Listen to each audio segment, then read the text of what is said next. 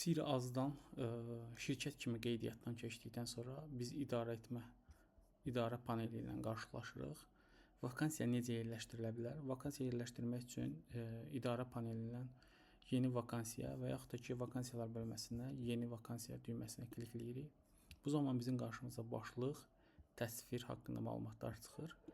Biz bütün datanı özümüz doldurmaq istəmiriksə, qısa məlumatlar yazaraq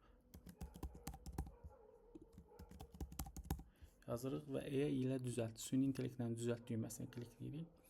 Bu düzəltdiyi müddətdə biz aşağını analiz eləyək.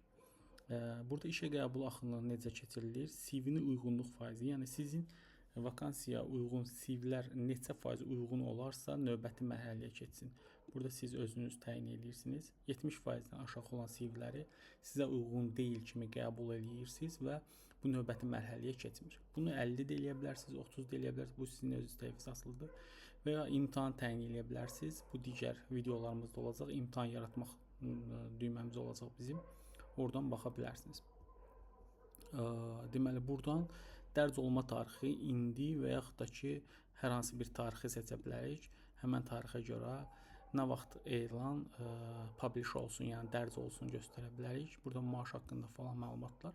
Artıq burada təsvir yaradıldı və təsviri özünüz analiz edib üzərində də dəyişikliklər eləyə bilərsiniz. Biz elanı yerləşdiririk, hal-hazır ki, indi aktiv olsun deyə. Dərc et düyməsinə klikləyirik. Hal-hazırda elan dərc olmağa başlayır.